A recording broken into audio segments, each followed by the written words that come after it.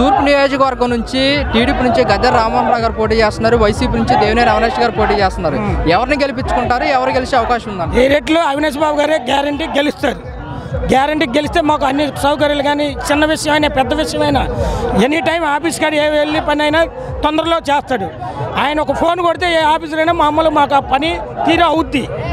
అది దేవినేని అవినాష్ గారిని గెలిపించుకుంటామని ఎందుకు అంత నమ్మకం చెప్తున్నారు మీరు? మాకు ఎప్పుడు ఆ లాన్న కాంచి అభిమానం, మాకు ఆయన గెలాలని మా కోరిక.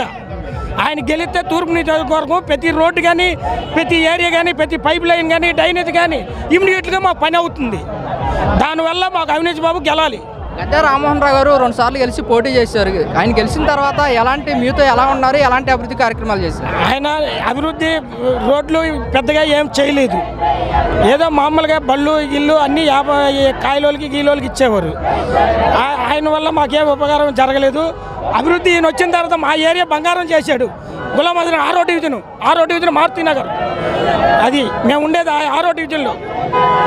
దేవినేని అవినాష్ గారు బాగా డెవలప్మెంట్ చేశారు. ఆయన వచ్చిన తర్వాత